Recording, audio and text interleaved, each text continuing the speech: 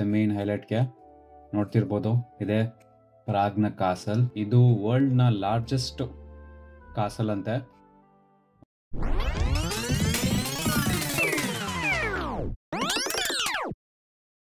Hello partners, welcome to Prague part 2.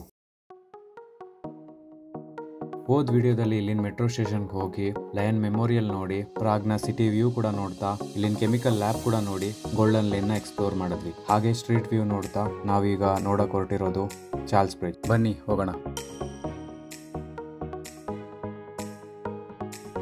ಆದರೆ ಮಧ್ಯದಲ್ಲಿ ಒಬ್ಬ ಇಂಡಿಯನ್ ಫ್ರೆಂಡು ನನ್ನ ಮನೆಗೆ ಹೋಗಬೇಕು ಅಂತ ಹೇಳಿ ಹೊರಟೇ ಬಿಟ್ಟ. ಏಕೆ ಅಂತ ಹೇಳಿದ್ರೆ ಅವನಿಗೆ ಇಂಡಿಯಾ ಹೋಗೋಕ್ಕೆ ಫ್ಲೈಟ್ ಇತ್ತು ಕೂಡ. ಸರಿ ಅಂತ ಹೇಳಿ ಆ ಇಂಡಿಯನ್ ಫ್ರೆಂಡ್ಗೆ ಬಾಯ್ ಮಾಡಿ ಮತ್ತೊಂದು ಫ್ರೆಂಡ್ ಜೊತೆಗೆ ಚಾರ್ಲ್ಸ್ ಬ್ರಿಡ್ಜ್ ಕಡೆ ಪಯಣ ಶುರು ಮಾಡಿದ್ವಿ. ಈಗೇನು ನೀವು ನೋಡ್ತಿದ್ದೀರಾ, ಇದೇ ಆ ಚಾರ್ಲ್ಸ್ ಬ್ರಿಡ್ಜ್.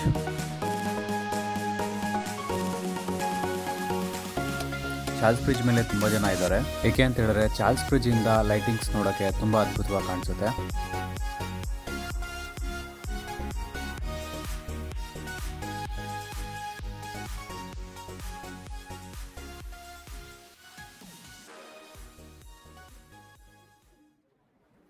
ಈ ಬ್ರಿಡ್ಜ್ ಪಕ್ಕದಲ್ಲಿ ಒಂದು ಬೆಟ್ಟ ಕೂಡ ಇದೆ, ನೋಡ್ತಿರ್ಬೋದು. ಆ ಬೆಟ್ಟದ ಮೇಲೆ ಲೈಟಿಂಗು ಕೂಡ ತುಂಬ ಅದ್ಭುತವಾಗಿ ಕಾಣಿಸ್ತಿದೆ. ಆ ಬೆಟ್ಟದ ಮೇಲೆ ಒಂದು ಟವರ್ ಇದೆ ಕೂಡ, ಅದನ್ನ ಸೆಕೆಂಡ್ ಐಫಿಲ್ ಟವರ್ ಅಂತ ಕರೀತಾರೆ. ಫಸ್ಟ್ ಐಫಿಲ್ ಟವರ್ ಇರೋದು ಪ್ಯಾರಿಸ್ ಅಲ್ಲಿ. ಇದು ಅದರ ಪ್ರೋಟೋಟೈಪು. ಬೆಟ್ಟದ ಮೇಲೆ ಹೋಗಕ್ ಆಗಿಲ್ಲ, ಸೊ ಇಲ್ಲಿಂದನೇ ನೋಡ್ಬೋದು ನೀವು.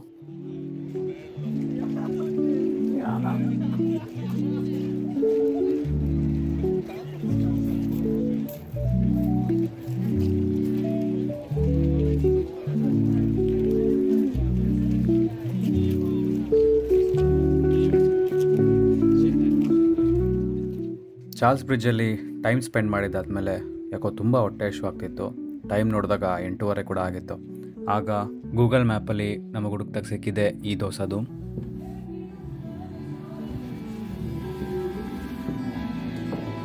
ಇದು ಸೌತ್ ಇಂಡಿಯನ್ ರೆಸ್ಟೋರೆಂಟ್.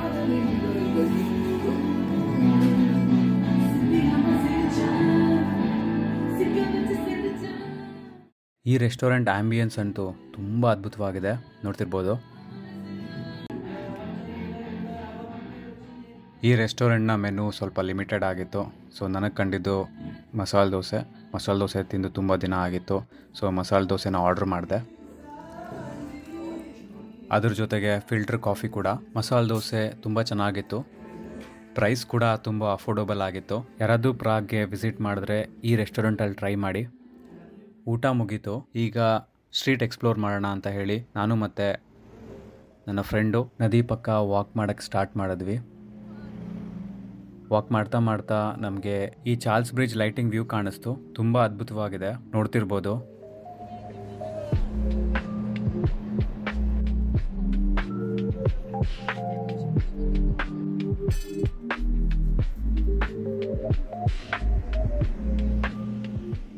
ಮತ್ತು ಬೆಟ್ಟದ ಮೇಲೆ ಲೈಟಿಂಗ್ ಕೂಡ ತುಂಬ ಅದ್ಭುತವಾಗಿ ಕಾಣಿಸ್ತಿದೆ. ಹಾಗೆ ವಾಕ್ ಮಾಡ್ತಾ ಪ್ರತಿ ಸ್ಟ್ರೀಟ್ನ ಎಕ್ಸ್ಪ್ಲೋರ್ ಮಾಡೋಕ್ಕೆ ಸ್ಟಾರ್ಟ್ ಮಾಡಿದ್ವಿ.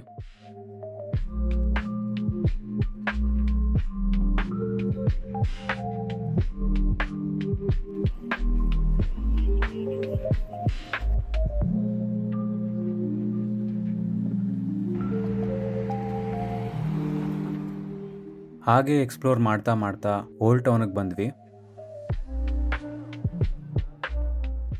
ಈಗ ನೀವೇನು ನೋಡ್ತೀರಾ, ಇದು ಆಸ್ಟ್ರೋನಾಮಿಕಲ್ ಕ್ಲಾಕ್ ಅಂತ ಹೇಳಿ. ಇದರ ವಿಶೇಷ ಏನಂತ ಹೇಳಿದ್ರೆ ಸೂರ್ಯ ಮತ್ತೆ ಚಂದ್ರ ಯಾವ ಪೊಸಿಷನ್ ಅಲ್ಲಿ ಇದೆ ಅಂತ ಹೇಳಿ ಈ ಗಡಿಯಾರದಲ್ಲಿ ತೋರಿಸುತ್ತಂತೆ. ಆ ಥರ ಡಿಸೈನ್ ಮಾಡಿದ್ದಾರೆ. ಈ ಗಡಿಯಾರ ಪ್ರತಿ ಅವರ್ಗೆ ಸೌಂಡ್ ಮಾಡುತ್ತೆ. ಅದನ್ನ ನೋಡಕ್ ಕೂಡ ಜನ ನಿಂತಿರ್ತಾರೆ.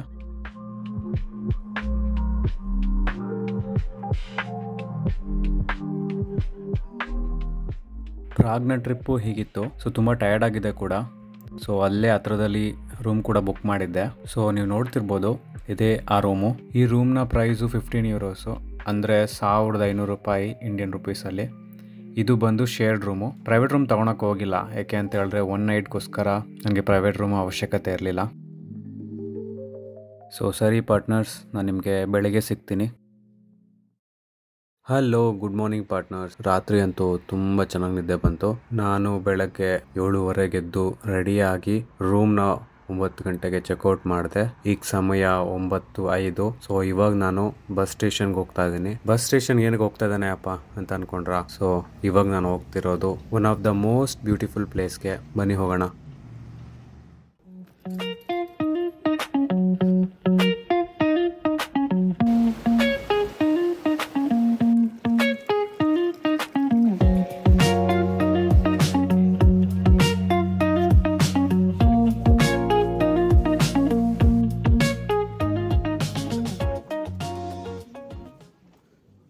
Welcome to Karlovy Vary. ಈ ಜಾಗ ಪ್ರಾಗಿಂದ ಬರೀ 2.5 hour ಜರ್ನಿ, ಆಲ್ಮೋಸ್ಟ್ 115 ಕಿಲೋಮೀಟರ್ಸ್ ಅಷ್ಟೇ. ಈ ಜಾಗಕ್ಕೆ ಬರ್ತಿದ್ದಾಗೆ ಈ 2 ಕುದುರೆಗಳು ವೆಲ್ಕಮ್ ಮಾಡ್ತಿರೋ ಥರ ಫೀಲ್ ಆಗ್ತಿದೆ. ಎಲ್ಲೆಲ್ಲಿ ನೋಡಿದ್ರು ಕಲರ್ ಬಿಲ್ಡಿಂಗು, ನೋಡೋಕೆ ಮಾತ್ರ ಸಖತ್ತಾಗಿದೆ ಗುರು. ಪಾರ್ಟ್ನರ್ಸ್, ಇಲ್ಲಿ ನಿಮ್ಗೆ ಕಾಣಿಸ್ತಿರೋ ಬಿಲ್ಡಿಂಗು 1906 ಕಟ್ಸಿರೋದಂತೆ. ಇದರ ಹೆಸರು ಬಂದು ಎಲಿಜಬೆತ್ ಲಾಜಿ ಅಂತ. ಈ ಬಿಲ್ಡಿಂಗ್ ನೋಡೋಕ್ಕೆ ಒಳ್ಳೆ ಅರಮನೆ ಇದ್ದಂಗಿದೆ, ಆದರೆ ಇದು ಅರಮನೆ ಅಲ್ಲ. ಇದು ಬಂದು ಆಗಿನ ಕಾಲದ ಸ್ಪಾ, ಇವಾಗೂ ರನ್ ಆಗ್ತಿರೋವಂಥ ಸ್ಪಾ. ಏನಕ್ಕೆ ಇಲ್ಲಿ ಇಷ್ಟು ದೊಡ್ಡ ಸ್ಪಾ ಇದೆ ಅಂತ ನಾನು ಮುಂದೆ ಹೇಳ್ತೀನಿ, ನಿಮಗೆ ವಿಡಿಯೋನ ಕೊನೆ ತನಕ ನೋಡಿ. ಈ ದಾರಿ ನೀವೇನು ನೋಡ್ತಿದ್ದೀರಾ, ಈ ದಾರಿಯಲ್ಲಿ ಶಾಪಿಂಗ್ ಕಾಂಪ್ಲೆಕ್ಸು ಮತ್ತು ಕೆಲವೊಂದು ರೆಸ್ಟೋರೆಂಟು, ಜೊತೆಗೆ ಇಂಡಿಯನ್ ರೆಸ್ಟೋರೆಂಟ್ ಕೂಡ ಇದೆ. ಬಟ್ ಸಂಡೇ ಅಂತ ಹೇಳಿ ಎಲ್ಲ ಕ್ಲೋಸ್ ಆಗಿದೆ. ಇಲ್ಲಿ ಒಂದು ಸ್ಪೆಷಲ್ ಜಾಗ ಇದೆ, ಅದರಿಂದನೇ ಇದು ತುಂಬ ಫೇಮಸ್ ಆಗಿರೋದು. ಈಗ ನೀವೇನು ನೋಡ್ತಿದ್ದೀರಲ್ಲ, ಆ ಸ್ಪೆಷಲ್ ಜಾಗಕ್ಕೆ ಹೋಗುವಂಥ ದಾರಿ ಇದು. ಇನ್ ಕೇಸ್ ಗೊತ್ತಾಗಿಲ್ಲ ಅಂದರೆ ಈ ನದಿ ಬರೋ ದಾರಿನ ಫಾಲೋ ಮಾಡಿದ್ರೆ ಆಯಿತು. ನಾವು ಆ ಸ್ಪೆಷಲ್ ಜಾಗಕ್ಕೆ ಹೋಗ್ತೀವಿ. ಬನ್ನಿ ಹೋಗೋಣ.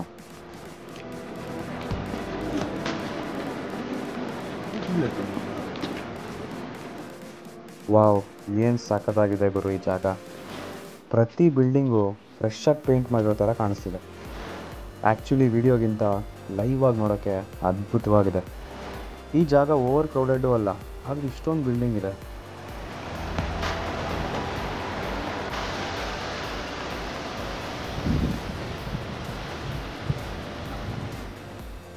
ಆ ಸ್ಪೆಷಲ್ ಜಾಗಕ್ಕೆ ಹೋಗೋ ದಾರಿಯಲ್ಲಿ ಈ ಬಿಲ್ಡಿಂಗ್ ನಿಮ್ಗೆ ಕಾಣಿಸುತ್ತೆ. ಈ ಬಿಲ್ಡಿಂಗ್ ಹೆಸರು ಮಿಲ್ಕ್ ಕಾಲೋನೈಡ್ ಅಂತ ಹೇಳಿ. ಇದು 19ನೇ ಶತಮಾನದಲ್ಲಿ ಕಟ್ಟಿರೋದು, ಅಂದರೆ 1881 ಇಸ್ವಿಯಲ್ಲಿ ಕಟ್ಟಿರೋಂಥ ಜಾಗ ಇದು. ಈ ಜಾಗ ಕಂಪ್ಲೀಟ್ ಓಪನ್ ಹಾಲು. ಮತ್ತೆ ಇದರಲ್ಲಿ ಪಿಲ್ಲರ್ಸ್ ಕಾಣಿಸ್ತಿದೆಯಲ್ಲ, ಇದರಲ್ಲಿ 124 ಪಿಲ್ಲರ್ಸ್ ಇದೆಯಂತೆ. ಮತ್ತೆ 5 ನೀರು ಬರೋ ಟ್ಯಾಪ್ಸ್ ಇದೆ. ಆಗಿನ ಕಾಲದಲ್ಲಿ ಏನಕ್ಕೆ ಟ್ಯಾಪ್ ಇಟ್ಟಿದ್ದಾರೆ ಅಂತ ಕೂಡ ಆ ಸ್ಪೆಷಲ್ ಜಾಗ ತೋರಿಸಿ ನಾನು ನಿಮ್ಗೆ ಹೇಳ್ತೀನಿ. ಸೊ ಬನ್ನಿ ಹೋಗೋಣ. ಈಗ ಆಲ್ಮೋಸ್ಟ್ ಆ ಸ್ಪೆಷಲ್ ಜಾಗಕ್ಕೆ ಹತ್ರ ಹೋಗ್ತಾ ಇದ್ದೀನಿ. ಪಾರ್ಟ್ನರ್ಸ್, ಇವಾಗೇನು ನೋಡ್ತೀರಲ್ಲ, ಇದೇ ಆ ಸ್ಪೆಷಲ್ ಜಾಗ. ಆ ಸ್ಪೆಷಲ್ ಜಾಗದಲ್ಲಿ ಹೊಗೆ ಕೂಡ ಬರ್ತಿದೆ, ಆ ಸೈಡಲ್ಲೂ ಬರ್ತಿದೆ, ಮೇಲೆ ಕೂಡ ಬರ್ತಿದೆ. ಏನು ಅಂತ ನೋಡೋಕೆ ನನಗೂ ಕುತೂಹಲ ಇದೆ. ಸೊ ನೋಡೋಣ ಬನ್ನಿ. ಈಗ ಆ ಸ್ಪೆಷಲ್ ಜಾಗ ಬಿಲ್ಡಿಂಗ್ ಒಳಗೆ ಬಂದೆ. ಏನು ಗುರು ಇದು, ವಾಟರ್ ಫೌಂಟೇನ್ ಥರ ಇದೆ. ಒಳಗೆ ಹೋಗ್ತಿದ್ರೆ ಒಂಥರ ಬಿಸಿ ಫೀಲ್ ಆಗ್ತಿದ್ರೆ, ಬಿಸಿನೀರು ಇದ್ದಂಗಿದೆ ಇದು. ಏನಾದರೂ ಮೋಟ್ರ್ ಏನಾದರೂ ಕೆಳಗಡೆ ಫಿಟ್ ಮಾಡಿದಾರಾ, ಏನು ಕತೆ? ಪಾರ್ಟ್ನರ್ಸ್, ಇಲ್ಲಿ ಕೇಳಿದಾಗ ಗೊತ್ತಾಯಿತು, ಇದು ಹಾಟ್ ಸ್ಪ್ರಿಂಗ್ ವಾಟರ್ ಅಂತ ಹೇಳಿ. ನ್ಯಾಚುರಲ್ ಆಗಿ ಭೂಮಿಯಿಂದ ಬಿಸಿನೀರು ಬರ್ತಿರೋಂಥ ಜಾಗ.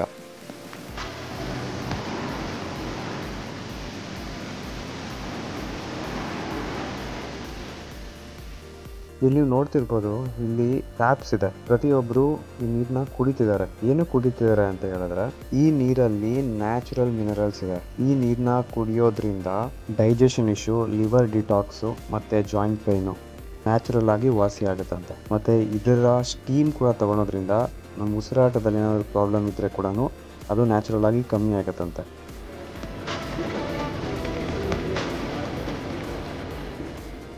ನಾನು ಈಗ ಈ ನೀರನ್ನ ಟ್ರೈ ಮಾಡ್ತಿದ್ದೀನಿ. ಈ ನೀರು ಸ್ವಲ್ಪ ಸಾಲ್ಟ್ ಟೇಸ್ಟ್ ಇದೆ. ಇದನ್ನು ಇವರು ಸುಮಾರು ವರ್ಷದಿಂದ ಫಾಲೋ ಮಾಡ್ಕೊಂಡು ಬಂದಿದ್ದಾರೆ. ಮತ್ತು ಈ ನೀರನ್ನ ಇವರು ರೆಗ್ಯುಲರ್ ಆಗಿ ಯೂಸ್ ಮಾಡಲ್ಲ, ಇದನ್ನು ಅಕೇಶ್ನಲಿ ಮಾತ್ರನೇ ಯೂಸ್ ಮಾಡೋದು. ಅದಕ್ಕೆ ಅಂತಲೇ ಸ್ಪೆಷಲ್ ಆಗಿ ಒಂದು ಕಪ್ ಕೂಡ ಡಿಸೈನ್ ಆಗಿದೆ. ಏಕೆ ಅಂತ ಹೇಳಿದ್ರೆ, ಇದರಲ್ಲಿ ಜಾಸ್ತಿ ಅಮೌಂಟ್ ಆಫ್ ಮಿನರಲ್ ಇರೋದ್ರಿಂದ ನಮ್ಮ ಹಲ್ಲು ಕೂಡ ಪ್ರಾಬ್ಲಮ್ ಆಗುತ್ತೆ. ಅದಕ್ಕಾಗಿ ಸ್ಪೆಷಲ್ ಕಪ್ನ ಡಿಸೈನ್ ಮಾಡಿದ್ದಾರೆ. ಆ ಕಪ್ಪನ್ನು ಕೂಡ ತೋರಿಸ್ತೀನಿ ನೋಡಿ. ಈ ಕಪ್ಪೇನು ನೋಡ್ತಿದ್ರಲ್ಲ, ಇದು ನೋಡೋಕೆ ಒಳ್ಳೆ ಆನೆ ಸೊಂಡ್ಲಿದ್ದಂಗಿದೆ. ಆ ಕಪ್ಪು ಬಂದು ಸ್ಟ್ರಾ ಥರ. ನೀರನ್ನ ಹಲ್ಲಿಗೆ ಟಚ್ ಮಾಡ್ದಂಗೆ ಈ ನೀರನ್ನ ಕುಡಿಬೇಕು. ಇವಾಗ ನೀವೆಲ್ಲೇ ನೋಡ್ತಿದ್ದೀರಲ್ಲ, ಹೇಗೆ ಆ ನೀರು ನ್ಯಾಚುರಲ್ ಆಗಿ ಬರುತ್ತೆ ಅನ್ನೋದನ್ನ ಇಲ್ಲಿ ತೋರಿಸಿದ್ದಾರೆ.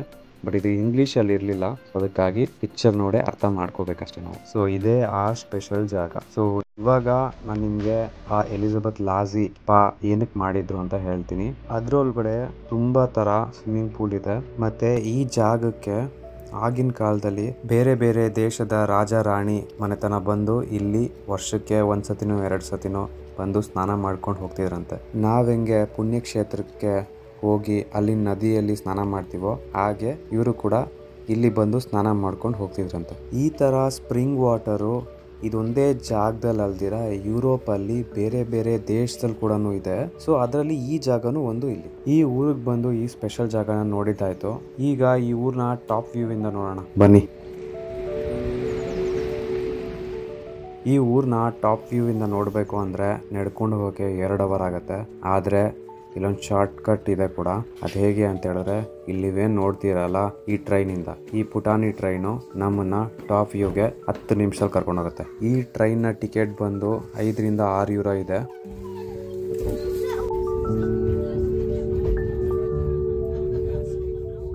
ಸೊ ಫೈನಲಿ ನಮ್ಮನ್ನ ಟ್ರೈನು ಮೇಲೆ ಕರ್ಕೊಂಡು ಹೋಗ್ತಿದೆ, ಅಂದರೆ ಬೆಟ್ಟದ ಮೇಲೆ.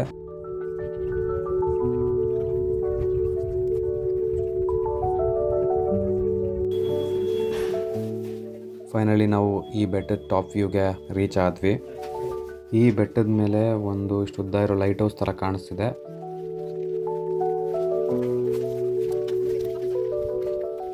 ಅದರ ಪಕ್ಕದಲ್ಲಿ ಒಂದು ರೆಸ್ಟೋರೆಂಟ್ ಕೂಡ ಇದೆ. ಸೊ ಬನ್ನಿ ಟಾಪ್ ವ್ಯೂ ನೋಡೋಕೆ ಹೋಗೋಣ. ಇದರ ಲಿಫ್ಟ್ ಕೂಡ ಇದೆ. ಯಾರು ಮೆಟ್ಲು ಹತ್ತಕ್ಕಾಗಲ್ಲ ಅಂದವರು ಈ ಲಿಫ್ಟಲ್ಲಿ ಹೋಗ್ಬೋದು. ನಾನು ಮೆಟ್ಲಲ್ಲಿ ಹೋದೆ. ಫೈನಲಿ ಮೇಲೆ ರೀಚ್ ಆದೆ.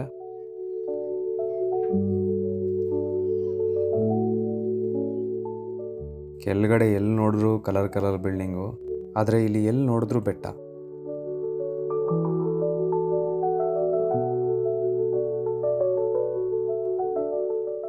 ಪಾರ್ಟ್ನರ್ಸ್, ಇದೇ ಕಾರ್ಲೋವಿ ವ್ಯಾಲಿ ಟಾಪ್ ವ್ಯೂ.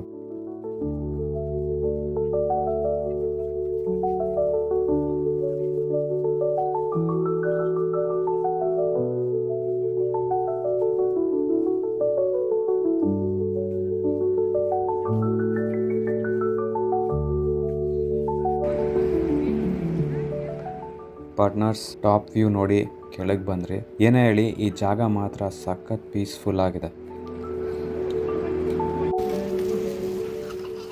ಈ ಥರ ಜಾಗನ ಇಂಗ್ಲೀಷ್ ಮೂವಿಯಲ್ಲಿ ನೋಡಿರೋ ಥರ ಫೀಲ್ ಆಗ್ತಿದೆ.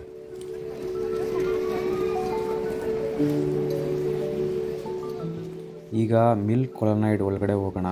ನಿಮಗೆ ಹೇಳಿದ್ನಲ್ವಾ ಬಿಸಿನೀರೆಲ್ಲ ಬರುತ್ತೆ, ಟ್ಯಾಪ್ ಎಲ್ಲ ಇದೆ ಅಂತ. ತೋರಿಸ್ತೀನಿ ಬನ್ನಿ.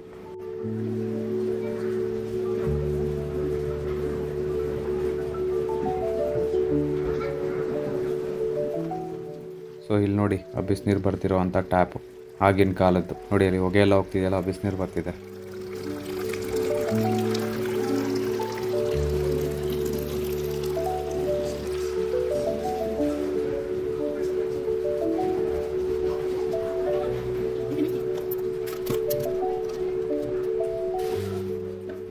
ನೋಡಿ ಇಲ್ಲೊಂದು ಕೂಡ ಟ್ಯಾಪ್ ಇದೆ.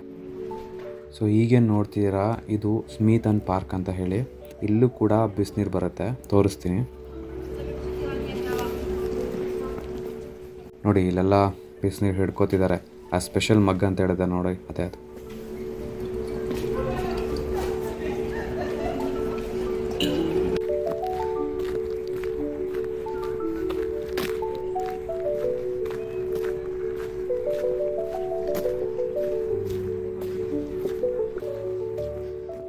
ಇಲ್ಲಿ ನೋಡ್ಗುರು ಫ್ರೀಸ್ ಆಗಿರೋ ಲೇಕು.